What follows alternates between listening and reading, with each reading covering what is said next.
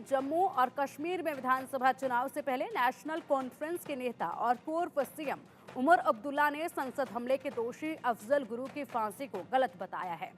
उमर अब्दुल्ला बोले हैं कि अफजल गुरु को फांसी देने से कोई मकसद पूरा नहीं हुआ, अगर वो होते तो इसे कभी मंजूरी नहीं देते। उन्होंने ये भी कहा कि वो मौत की सजा में विश्वास नहीं रखते हैं क्योंकि इससे अदालती व्यवस्था पर सवाल उठते हैं। सुनिए उनका विवादित बयान, फिर आपको बीजेपी का रिएक्शन भी सुनाते हैं। See, my unfortunate thing was that the J&K government had nothing to do with Afzal Guru's execution. Otherwise, you would have had to do it with the permission of the state government, which I can tell you in no uncertain terms would not have been forthcoming. Why? It wouldn't have. We wouldn't have done it. I don't believe that any purpose was served by executing him. Jammu Kashmir के पूर्व CM Omar Abdullah के अफजल गुरु को लेकर दिए गए बयान पर BJP ने करारा हमला बोला है और कहा है कि अफजल गुरु को कानून ने मौत की सजा दी थी। मामला सुप्रीम कोर्ट में गया, यहां तक कि समीक्षा भी हुई, लेकिन वह देश विरोधी और आतंकवादी गतिविधियों में शामिल पाया गया। उमर आतंकियों का गुणगान करना बंद करें। राष्ट्र विरोधियों के खिलाफ इस प्रकार का अगर बलडोजर चलता है, जो आतंक को बढ़ावा देते हैं, अगर इनके खिलाफ बलडोजर चलता है तो उसको रोका नहीं जाएगा। ये चलने भी चाहिए।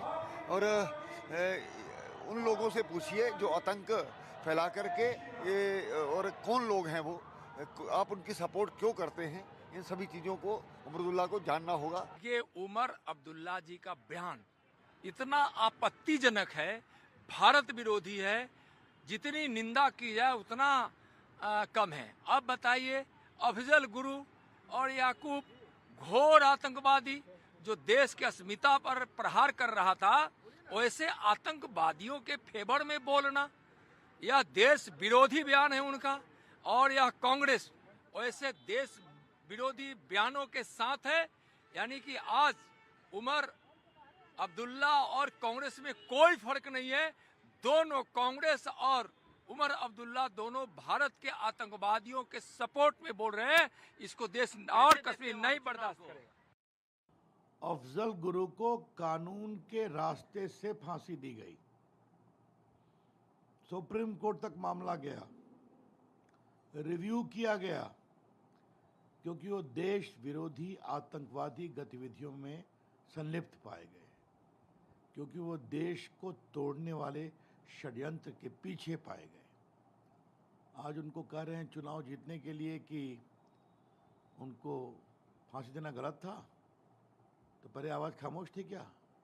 क्या चाहते हैं उमर अब्दुल्ला? मात्र कुछ चुनाव जीतने के लिए देश को तोड़ने की बात करेंगे? इसके हम बहुत भरोसा करते हैं। ये बहुत गैर जिम्मेदाराना और देश विरोधी वक्तव्य है। बढ़ते आगे।